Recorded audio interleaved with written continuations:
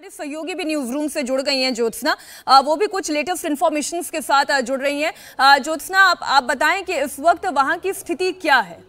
बिल्कुल मीनाक्षी, ज़मीनी हालात तो लगातार आप लोग बता ही रहे हैं। हवा से किस तरह की स्थिति, आसमान से किस तरह की स्थिति दिख रही है, क्योंकि सुबह से ही हम ये खबर लगातार बता रहे हैं। जब आप थी, हुसैन थे, और हमने ये ब्रेकिंग न्यूज़ दी थी कि जो एयर स्पेस है उसे बंद कर दिया गया है यूक्रेन।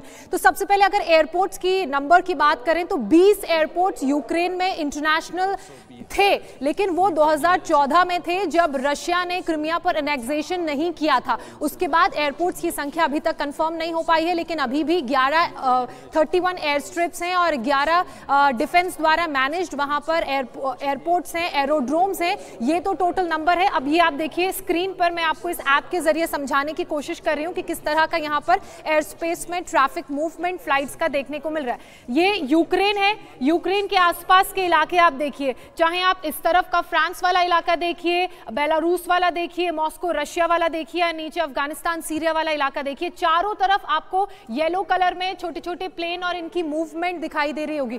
ये एयर मूवमेंट है प्लेन्स की, जो यहां से उड़ रहे हैं, दूसरे क्षेत्र जा रहे हैं।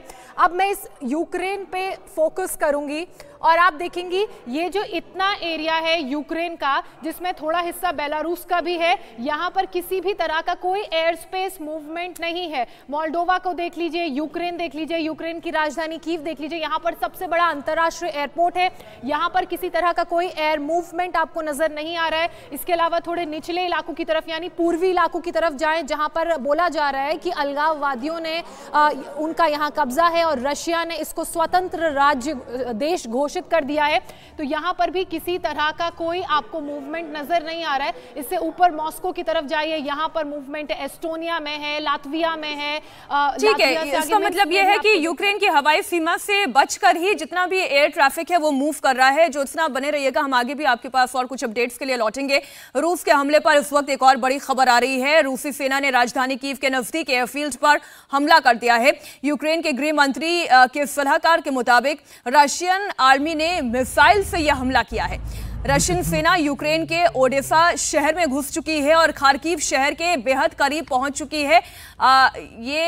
अगर हम ये कहें, हुसैन की मिलिट्री ऑपरेशन आगे बढ़ता चला जा रहा है। कहने का मतलब क्या है कि कीव तक ये लोग पहुंच जाना चाहते हैं। बिल्कुल। और ये तस्वीरें जो बता रही हैं कि लोग किस तरीके से अब अपना घर बार छोड़ करके वहां से निकलने को मजबूर हैं। कीव से बहुत सारे लोग अपना घर बार छोड़ करके सुरक्षित जगहों की तरफ जाते हुए, तेज रफ्तार गाड़ियां बता रही हैं कि लोग अपनी जानों को बचा करके वहां से भाग रहे हैं और किसी महफूज जगह पहुंचने की सबको कोशिश है। लेकिन इन तमाम तस्वीरों के बीच मीनाक्षी, सबसे बड़ा सवाल यह है कि डिप्लोमेटिक चैनल्स में इस वक्त क्या चल रहा होगा। यूक्रेन के तमाम जो राजनीतिक लोग हैं, यूक्रेन के प्रेसिडेंट हैं, वो तमाम लोग इस वक्त क्या कर रहे होंगे? इसमें भी दो तरीके के पक्ष आते हैं सामने। कभी कोई कहते हैं कि ये this is a puppet government, कोई कहता है ये पपेट गवर्नमेंट है, कोई कहता है कि नहीं, ये स्वतंत्र सरकार है, अपने देश की सुरक्षा के लिए कदम उठा रही है। इस पर हमारे साथ जितने डिप्लोमैट्स जुड़े हुए हैं वो ज्यादा बेहतर तरीके से पक्ष रख पाएंगे। मल्होत्रा साहब, अपनी बात भी पूरी करें और साथ ही डिप्लोमैटिक चैनल्स के बारे में जो हुसैन पूछ रहे हैं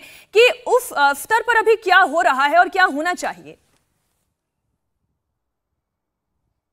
और तायल साहब भी हमारे साथ जुड़े हुए हैं। तायल साहब, आपने राजनयिक के तौर पर जिम्मेदारियां निभाई हैं।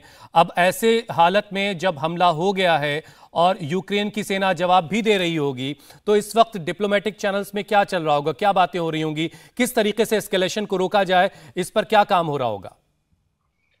देखिए, इस तरह की जब भी कोई युद्ध होने की संभावना होती है, यहाँ तो युद्ध एक लिमिटेड शुरू हो चुका है, सबसे पहला डिप्लोमेसी का काम होता है कि एक सीज फायर हो, एक स्टैंड स्टिल हो जाए और जो सेना जहाँ है वहीं खड़ी रहे।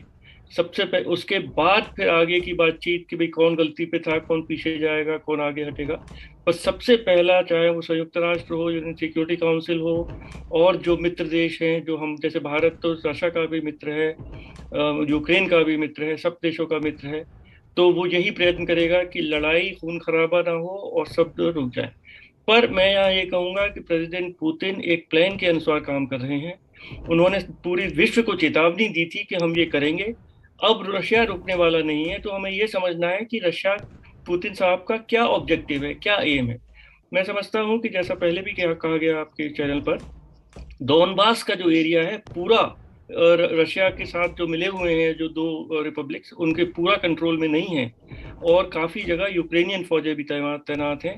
शायद पुतिन साहब ये चाहते हैं कि डोनबास का जो पूरा एरिया है वो इन दो रेबल रिपब्लिक्स के कंट्रोल में आ जाए और उसमें वो इन रेबल रिपब्लिक्स की तो बहुत छोटी मोटी सेना है, वो तो सब रशियंस ही हैं, उनकी मदद करेंगे।